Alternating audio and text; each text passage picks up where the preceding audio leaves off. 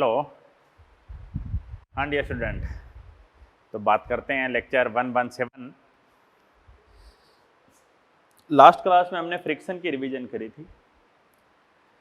आज हम work power energy के बारे में बात करेंगे। वर्क पावर एनर्जी आपको पता है कि बहुत ही बेसिक सा लेसन है, छोटा सा, जिसमें थ्योरी बहुत कम है और क्वेश्चन काफ़ी अच्छे हैं। तो वर्क पावर एनर्जी की प्रॉब्लम में मैं सबसे पहले जैसे स्टार्ट करता हूँ वर्क कार्य हिंदी मीडियम। तो इसमें जो कार्य में सबसे मेन चीज़ ये आती है कि आप किस डायरेक्शन में आपका डिस्प्लेसमेंट है, उस पर डिपेंडेंट रहेगा। ये पीएम द्रव्यमान है, आप इसको फोर्स है, ये कोई किसी कोण पर थीटा पे लग रहा है, तो मेन चीज़ यही है कि आप जैसे विस्थापन ये इधर कर रहा है, ठीक है जी, ये इधर विस्थापन कर रहा है, तो कार्य क्या आएगा जी? कार्य आएगा एफ का घटक ले लो, एफ कोस थीटा इंटू विस्थापन ले लो एस, तो क्या आएगा बताओ? एफ एस कोस थीटा आएगा, जिसको आप एफ डॉट एस भी बोल सकते हो। ठीक है, आपने यहां पर क्या किया है, कार्य को लिखने के दो तरीके हैं। विस्थापन, यहां पर ये बल बल और दूसरा फार्मूला है विस्थापन, विस्थापन बल की दिशा में।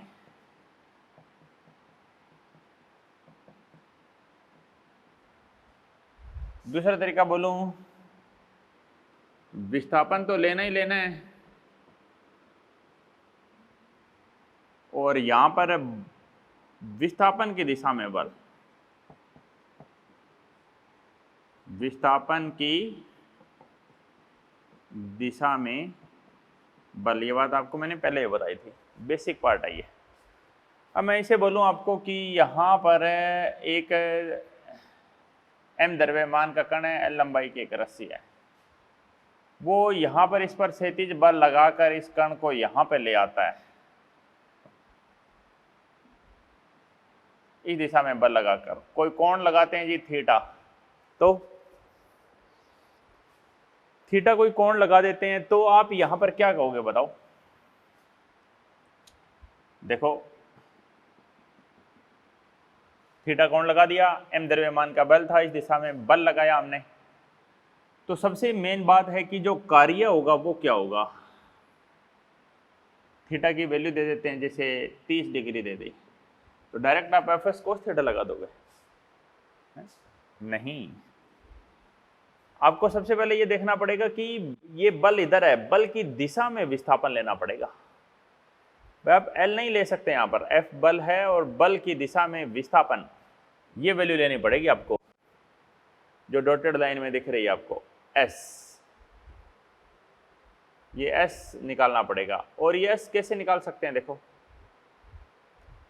इस एस की वैल्यू मैं इसे ले सकता हूं कि ये एक ट्रायंगल है, ठीक है, ये एक ट्रायंगल है, 30 डिग्री का कोण है, ये एल है, ये एस है, तो मुझे एस निकालना है, तो एस बाई एल, एस बटे एल लंब बटे आधार, एस बटे एल कितना होगा ये हमें फाइंड आउट कर लेंगे। कैसे? ये एस आ गया, ये एल आ गया जी, एस बाई एल क्या होगा बताओ? ये एल नहीं है, ये एल है, ये तो कुछ ऊंचाई पर आ गए ना जी, तो ये एल थोड़ी है। एस बाई एल लंब बटे करण, लंब बटे करण साइन थीटा, तो एस की वैल्यू आ गई एल साइन 30, एल साइन 30, ये आंसर आएगा। यानी कोस नहीं आया इस बार, साइन आ गया, एफ एल साइन 30, तो कितना आंसर आएगा? F L by 2। अगर आप कोस लगाते तो डायरेक्ट क्या लगा देते? एफ एस कोस 30, कोस 30 यानी कितना हो जाता है? √3/2 हो जाता। ठीक है, आगे बढ़ते हैं, अगली बात।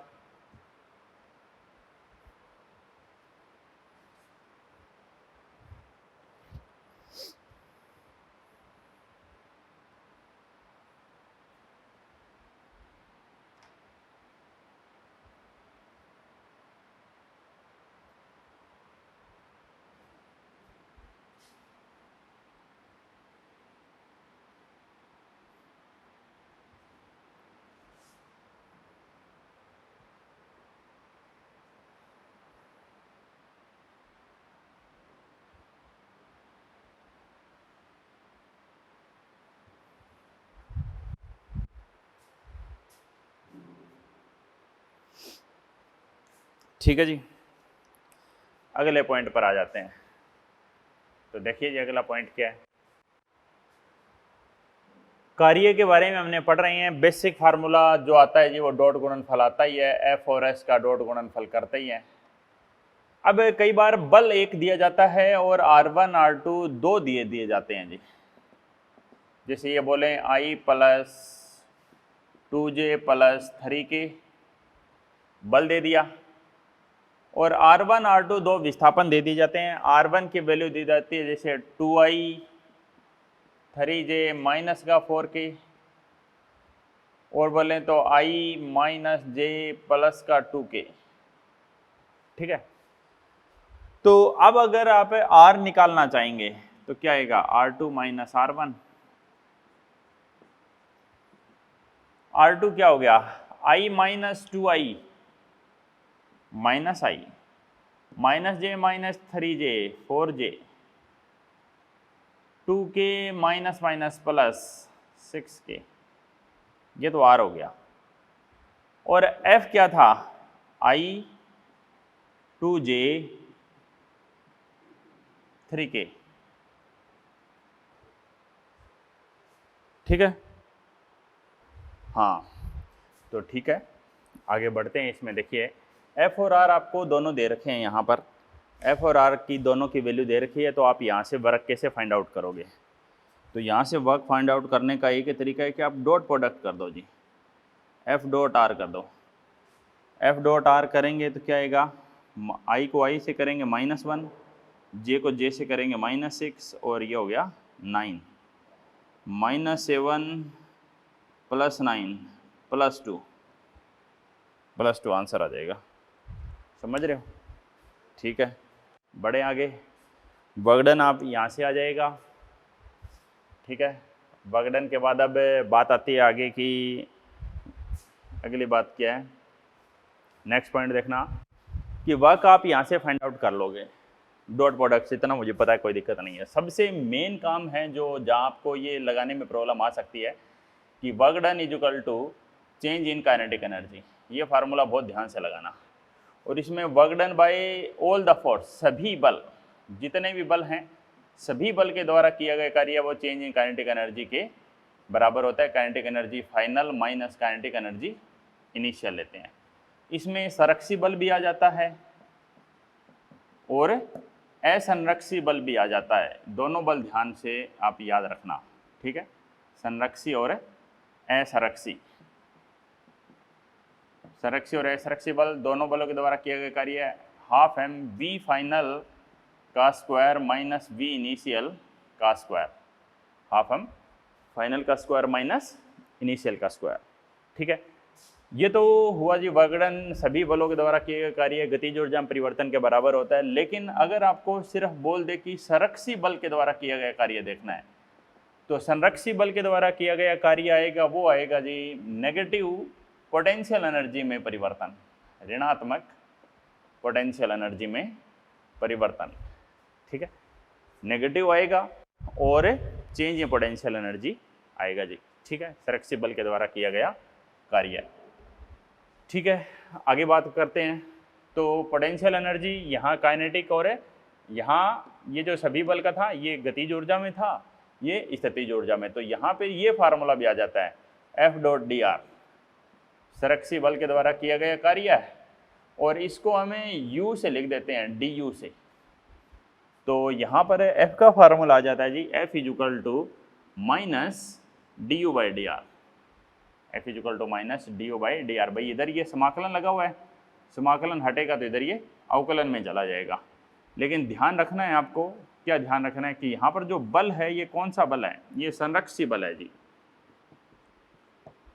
कौन सा बल है बताओ, ये संरक्षी बल है। ठीक है, DW is equal to FDR लिख सकते हैं, वहाँ पर भी संरक्षी बल के द्वारा किया गया कार्य होना चाहिए। भाई ये जो DU था ये DW ही तो है।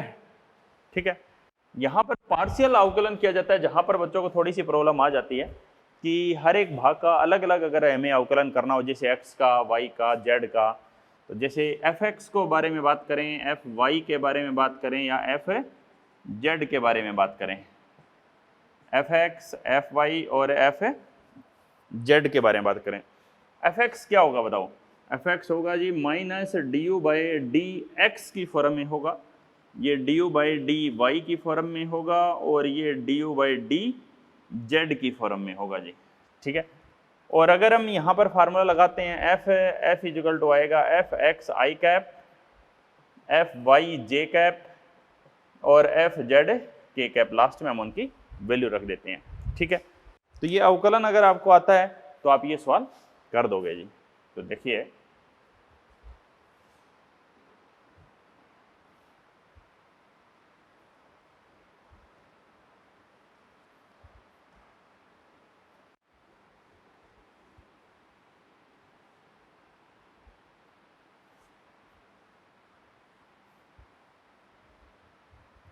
आगे बढ़ेंगे।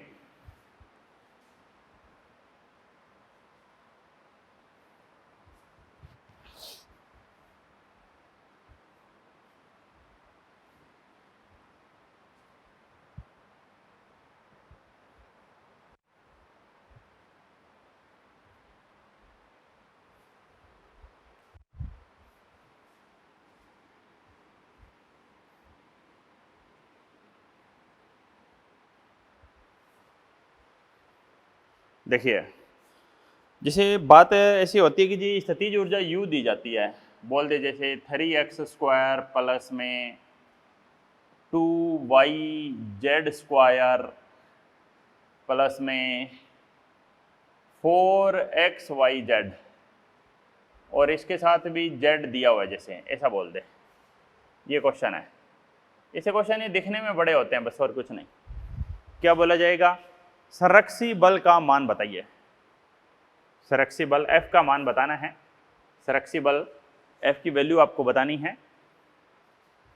F संरक्षी बल है, F बल का मान बताएं,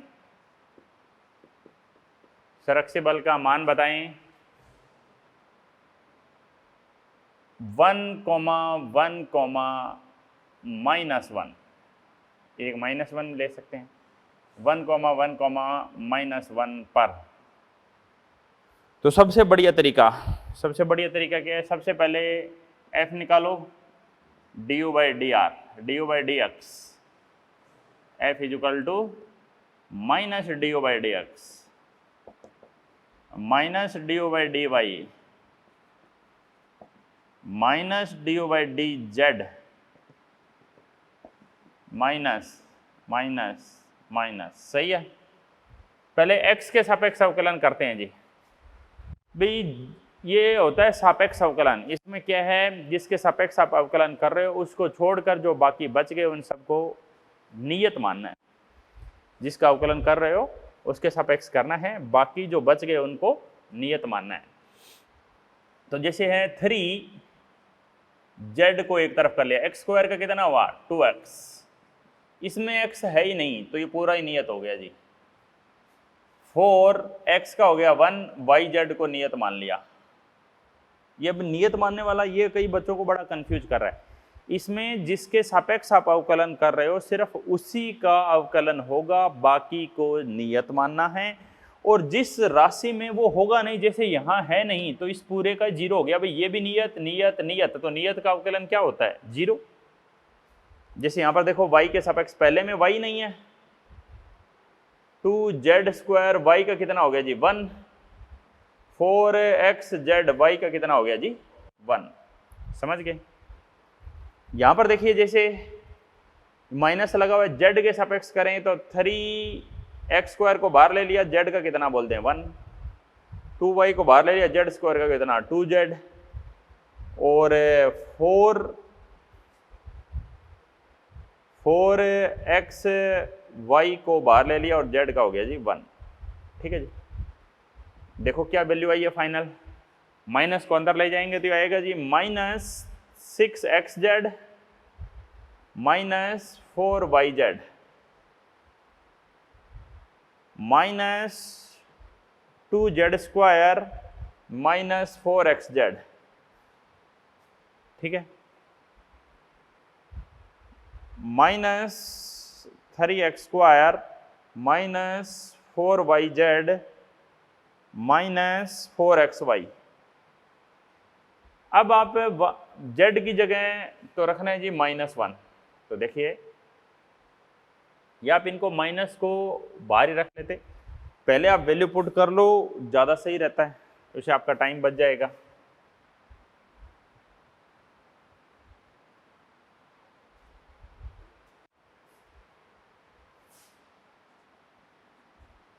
देखिए माइनस बाहर ही है, 3 दूना 6, z और x, z -1 और x -1, x है 1, समझ गए। उसके बाद 4yz 1 -1, ठीक है। तो कितना हुआ जी, देखो सोल्व करो कितना मिलेगा, ये मिलेगा, माइनस बाहर ले लिया, सोल्व तो कर ही देंगे, -18 -4 यानी माइनस माइनस प्लस 22, ये fx की वैल्यू आ गई। इसी तरह fy की वैल्यू आ जाएगी, fz की वैल्यू आ जाएगी, और लास्ट में उनको ऐसे लिख देना जी। कैलकुलेशन तो आप कर ही दोगे, fy fz, इसके साथ आपको पता है आई कैप लगता है, इसके साथ जे कैप लगता है, और इसके साथ के कैप लगता है, इसके साथ के कैप लगता है।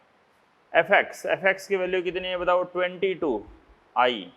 इसी तरह इनकी वैल्यू आ जाएगी, वो आप यहाँ रख देना, इसकी वैल्यू आ जाएगी, वो आप यहाँ रख देना। कर देंगे ऐसा क्वेश्चन? बिल्कुल। खाली अवकलन में थोड़ी दिक्कत आ सकती है बस, मुझे लगता नहीं उसके बाद आगे कोई दिक्कत आएगी।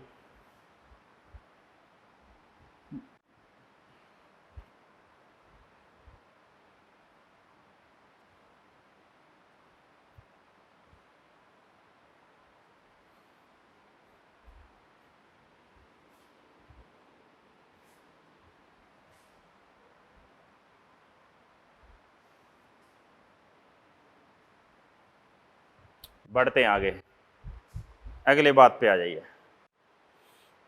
अगला क्वेश्चन क्या है देखेंगे। अगली बात है कि जी हमने ऐसा क्वेश्चन जो सरक्सिबल पर था वो तो हो गया, अब एक इस तरह का ये क्वेश्चन है, देखो एक छड़ है, जैसे ये हम ऊर्ध्वाधर वर्तीय गति में भी करते हैं। इस छड़ को मैं यहाँ से छोड़ रहा हूँ, यहाँ से छोड़ रहा हूँ, तो वैसे तो द्रव्यमान केंद्र का सवाल भी बन जाता है ये कि द्रव्यमान केंद्र का वेग क्या होगा। निमंतम बिंदु का वेग भी पूछ सकता था। हल्की छड़ है तो निमंतम बिंदु ये दो तरीके से बनता है जी। अब एक सवाल तो ये ऐसा बनता है जी, ठीक है। और ये एक सवाल बनता है कि यहाँ पर है ये एक द्रव्यमानहीन रस्सी और इसके नीचे एक अहम द्रव्यमान का पत्थर है। ये पत्थर यहाँ पर आ गया और इसको यहाँ से छोड़ देते हैं थीटा कोण पर, ये ऐसे आता है। यहाँ से इसको रिलीज कर दिया, आरंभिक वेग 0 है, तो यहाँ पर इसका वेग क्या होगा। एक तो ये सवाल है, एक ये सवाल है जी, ये छड़ ऐसे आती है, ऐसे, इसका द्रव्यमान के अंदर ये जी, हम बाद में द्रव्यमान के अंदर यहाँ पे आ गया, तो इसके द्रव्यमान केंद्र का वेग क्या होगा या छड़ का वेग क्या होगा। द्रव्यमान केंद्र कहाँ होता है, ये तो छड़ है, इसके बिल्कुल मध्य बिंदु पर होता है। अगला जो लेसन आएगा जो कल स्टार्ट होने जा रहा है द्रव्यमान केंद्र वाला लेसन, बहुत ही आसान लेसन है, उसमें आप ये चीजें और अच्छे से समझेंगे, बताऊंगा। तो देखो ये द्रव्यमान के अंदर ये यहाँ पे आ जाता है जी, ठीक है। तो ये सवाल तो आपने उसमें ऊर्ध्वाधर वर्तीय गति में किया ही था, ऊर्जा संरक्षण का सवाल है। कैसे किया था देखो, जैसे h ऊंचाई है, इससे हम एक वस्तु को छोड़ते हैं, h ऊंचाई से आप एक वस्तु को छोड़ोगे तो यहाँ पर वेग निकालना है, ये मान लेते हैं लंबाई l दी, h हमें दे नहीं रखा, तो सबसे पहले तो हम h ही निकाल देंगे। h कैसे निकालेंगे, देखो ये त्रिभुज है, ये l है, ये थीटा है, तो ये घटक क्या आएगा, ये घटक आएगा l cos थीटा। पूरा l था, ये h है, तो h की वैल्यू क्या आएगी, l minus l cos theta, आई कि नहीं भाई, ये पूरा तो l ही था ना जी, ये घटक आया जी l cos थीटा, और ये पूरा क्या था, l था, l minus l cos theta.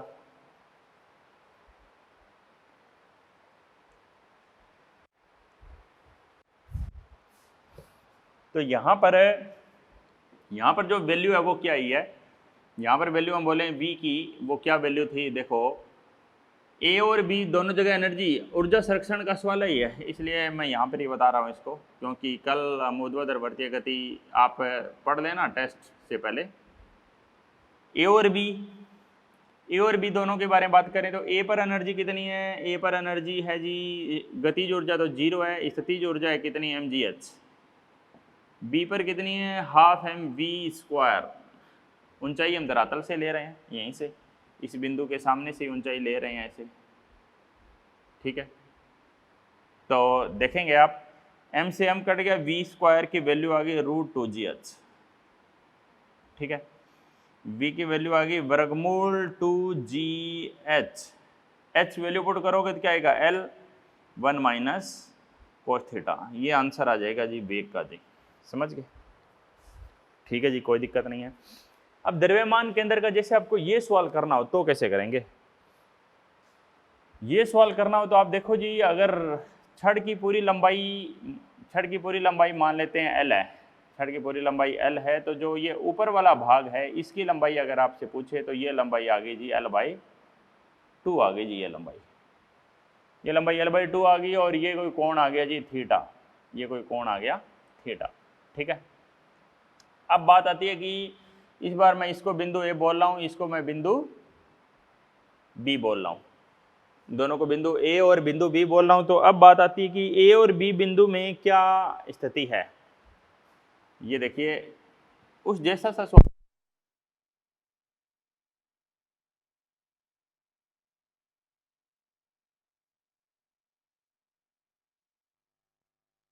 सवाल जैसा ही है, ज्यादा फर्क नहीं है। फर्क ये एच भी वही है। तो आपको इस बार जो त्रिभुज आप बनाने जा रहे हो यहाँ पर, ऐसे जो त्रिभुज आप बना, जैसे वहां पर आपने बनाई थी ऐसे, ये त्रिभुज के बारे में बात कर रहा हूं यहां से, तो ये लंबाई इस बार L/2 है।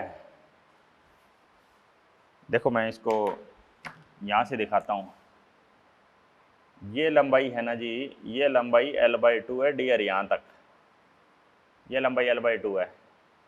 तो ये लंबाई कितनी होगी भाई, L/2 तो ये सारी है, L/2 तो यहाँ तक है, L/2 तो यहाँ तक है, लेकिन मुझे ये लंबाई लेनी है, ये लंबाई कितनी होगी, इस लंबाई को मान लेते हैं मैं x बोल देता हूँ, x बोल दिया, ये कोण थीटा आ गया जी, ये h दिखाया ही आपको, ठीक है, ये h दिखाई रखा है आपको। तो x अपॉन L/2 क्या होगा जी, cos थीटा, x की वैल्यू आ गई L/2 cos थीटा, आ गई जी L/2 cos theta x। h कितना आया, h की वैल्यू आई है जी L/2 minus L/2 cos theta, L/2 common 1 minus cos theta. और अब तो डायरेक्ट वो फार्मूला लगा सकते हो आप, A और B पर कुल ऊर्जा बराबर करी तो V का फार्मूला है √2gh, 2gh की जगह वैल्यू रख दो L/2 1 minus cos of theta, 2 से 2 कट गया, आंसर आ गया जी √GL 1 minus √GL 1 minus cos theta, कोई दिक्कत, √GL 1 माइनस cos थीटा, समझ गए जी बात। ये आपको ऐसा पूछा जा सकता है, द्रव्यमान केंद्र का वेग बताओ, ये द्रव्यमान केंद्र का वेग है और ये इस कण का वेग है। सवाल दोनों मिलते जुलते हैं लेकिन आंसर में देखो फर्क है, इसमें 2 आता है और इसमें 2 नहीं आता है, तो हमें ध्यान से करने हैं दोनों, ठीक है जी। ये तो ऊर्जा संरक्षण से रिलेटेड सवाल थे। बाकी जो संरक्षी बल उनकी थ्योरी तो आपको पता ही है, एक कंप्लीट चक्कर में कार्य 0 होता है संरक्षी बल में, और संरक्षी बल कौन कौन से हैं, गुरुत्वाकर्षण बल, विद्युत बल, प्रत्यास्थ बल, ये सारे संरक्षी बल है। असंरक्षी बल कौन कौन से हैं, वो बल जिनमें ऊर्जा का ह्रास होता है, जैसे बोलें तो घर्षण बल, उत्प्लावन बल, ठीक है, जितने भी संरक्षी बल हैं उनमें ऊर्जा का कोई ह्रास नहीं होता है, वो एक कंप्लीट चक्कर में कि उनके द्वारा किया गया कार्य है वो शून्य हो जाता है जी। ठीक है भाई, ठीक है जी, अगली बात पर बढ़ते हैं आगे। ये संरक्षी बल की कहानी थी। अब कहानी आगे आती है जी, वो ये है कि संरक्षी बल के बाद संरक्षी बल के बाद जो अगली कहानी है वो ये है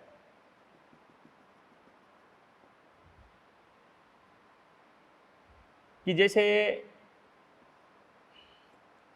एक m द्रव्यमान का कण है उसको हम आगे लेके जा रहे हैं v वेग से, या कोई नियत शक्ति दे दी मान लेते हैं उसको। शक्ति के एक दो सवाल बता देता हूँ। उसको नियत शक्ति मान लेते हैं P, उसको नियत शक्ति दे दी आपने, तो क्या होगा बताओ। इस शक्ति से रिलेटेड जो सवाल है वो मैं आपको बता देता हूँ जी। शक्ति होती क्या है, शक्ति P=F.V होती है जी। MAV लिख सकते हैं आप इसको, FV cos थीटा भी लिख सकते हैं। जब फोर्स और बल वेग एक ही दिशा में हो तो हम थीटा को 0 डिग्री कर देंगे। M A की जगह मैं लिख दूंगा जी dV/dt इंटू V। ये क्या है, P/m dt V dV। तो क्या मिला देखो, V²/2 P/m dt का T हो गया। V² = 2P/m इंटू टी, और V आ गया जी 2P/m t का रूट। यानी वेग किसके प्रोपोर्शनल है, वेग प्रोपोर्शनल है जी रूट टी के। वेग समानुपाती है जी रूट टी के। ठीक है, अब वेग रूट टी के तो आपको इस क्वेश्चन को और आगे तक लेके जा सकते थे। देखो जिससे मैं बोलूँ वेग की जगह मैं लिख सकता हूँ dx/dt। वेग होता है क्या, फार्मूला है 2P/m का रूट, इसको तो एक तरफ ले लो, t⁻1/2 लगा दो। लिख सकते हैं कि नहीं इसको ऐसे। ठीक है, तो dx आ जाएगा जी 2P/m का रूट t⁻1/2 के साथ लगा दो जी dt। इसका इंटीग्रेशन कर देंगे। इसका इंटीग्रेशन करेंगे तो क्या आंसर आएगा, dx का आएगा जी x, 2P/m का आएगा जी रूट, और t⁻1/2 थी, t⁻1/2 का क्या होगा जी, t⁻1/2 थी, रूल होता है उसमें एक पावर बढ़ा दो और वही पावर डिवाइड में भी लिख दो, यही होता है रूल। बस अब तो इसको सोल्व कर दो जी। 2P/m t⁻3/2 अपॉन 3/2 यानी 2/3 2P/m t⁻3/2। यानी इसको आप और आगे लिखना चाहिए तो ऐसे लिख सकते हैं, अंदर ले जाओ, 3 को अंदर लेके जाओगे तो 9, इसको अंदर ले जाओ 4 × 2 8। ये तो कांस्टेंट है, ऐसा पूछा जा सकता है या ऐसा भी पूछा जा सकता है, समानुपाती 3/2। जब पावर नियत हो तो x t की घात 3/2 के समानुपाती है, वेग t की घात 1/2 के समानुपाती है। रूट t लिख दें या 1/2, एक ही बात है। ये हम वहां पर भी कर सकते थे। देखो जैसे P फार्मूला था FV MAV, एक ही जगह क्या बोल सकता हूं, V dV/dx इंटू में V बोल सकते हैं कि नहीं, ये फार्मूला होता है कि नहीं, V dV/dx। तो क्या मिलेगा जी फार्मूला, P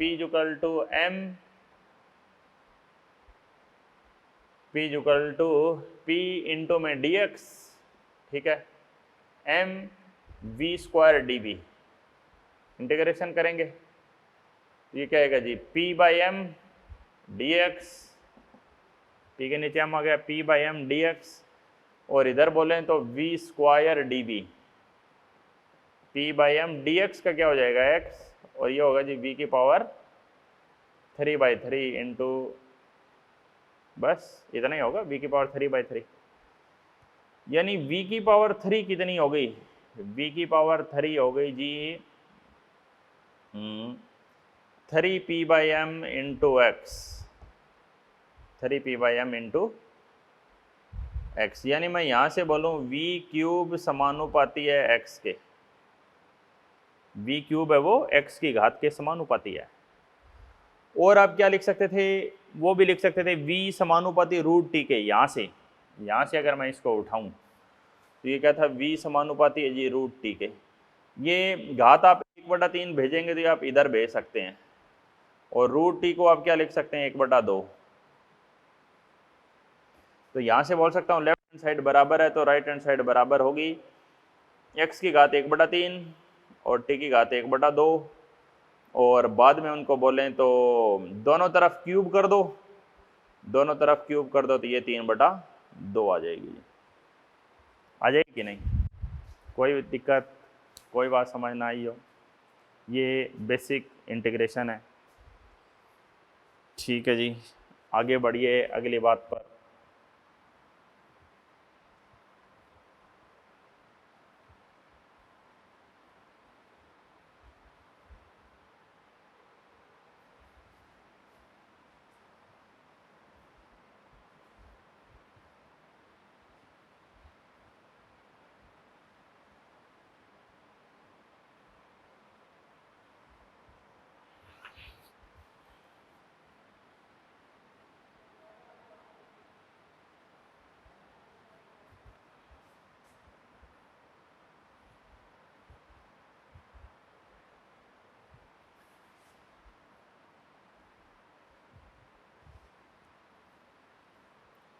तो जो बेसिक बात थी वर्क और एनर्जी की, छोटी छोटी बातें वो मैंने आपको बताई है। बाकी तो देखो ये जो रिवीजन मैंने आपको बताया है इसमें बाकी लेसन तो हमने ठीक कर लिया। वर्क और एनर्जी में तो आपको पता है क्वेश्चन ही है जी, थ्योरी तो कुछ है नहीं। थ्योरी इसके बाद क्वेश्चन तो मॉड्यूल के मैंने एक सोल्व कराई दिया आपको। ठीक है, बस आपको ये ध्यान रखना होता है कि जो भाई कई बार असुरक्षी जैसे ये सवाल दिया जाता है कि अवमंदन बल है, अवमंदन बल है, तो आप ध्यान रखना कि उसको हमें नेगेटिव लेना ही पड़ेगा। अवमंदन बल इतना वर्ड ही बोल दे तो आप फार्मूला जब लगाओगे W का, सभी बलों के द्वारा किया गया कार्य ½ m v final minus v initial का स्क्वायर, तो आप यहाँ पर माइनस लेके चलेंगे जी, इस बात का ध्यान रखना है बस। ½ m फाइनल का स्क्वायर माइनस इनिशियल का स्क्वायर, यहाँ पर लिमिट लगा दो जी, f की जो भी वैल्यू दे रखी हो, जैसे f की इक्वल टू के बोल दे माइनस का kx है तो f की जगह वैल्यू रख दो माइनस का kx dx, लिमिट सोल्व कर दो x1 से x2, जो निकालना वो फाइंड आउट कर लो। समझ रहे हो मेरी बात? ठीक है, क्योंकि इस सवाल में जो स्प्रिंग ऊर्जा है उसका भी एक काफ़ी बड़ा रोल होता है जी। देखिए जैसे कोई स्प्रिंग को हम कंप्रेस कर रहे हैं तो जो स्प्रिंग ऊर्जा है वो क्या है, स्प्रिंग में प्रत्यास्थ ऊर्जा होती है जी। स्प्रिंग में जो ऊर्जा संचित होती है वो क्या होती है, प्रत्यास्थ स्प्रिंग ऊर्जा। तो स्प्रिंग बल के द्वारा किया गया कार्य होता है वो होता है जी Fdx x1 से x2, इस बात का आप स्पेशली ध्यान रखना है। तो F की वैल्यू आप रखोगे माइनस kx dx। स्प्रिंग बल होता है वो ऐसे होता है, देखो आपको पहले भी मैंने बताया है कि ये स्प्रिंग है और ये m द्रव्यमान का एक गुटका लगा हुआ है। ठीक है जी, तो स्प्रिंग इसको अपनी तरफ खींचता है जी, आप तो बल इधर लगा रहे हो लेकिन स्प्रिंग अपनी तरफ खींचेगा, इसलिए माइनस का kx आता है। तो माइनस का kx स्क्वायर बाई 2 और इसकी आप लिमिट रख सकते हो x1 से x2। ठीक है, तो ये फाइनल ये फार्मूला बनता है जी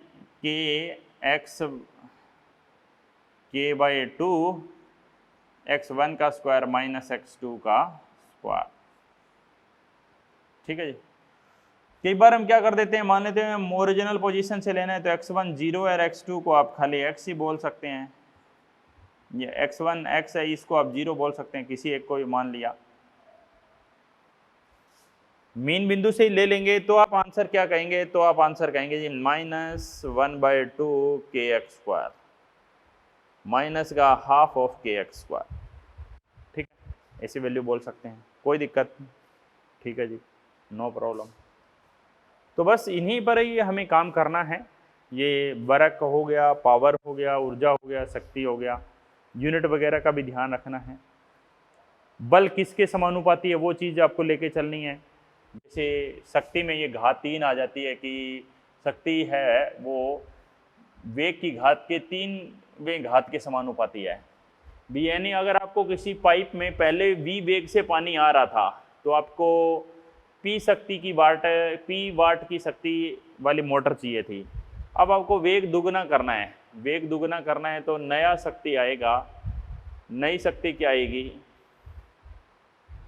8v³।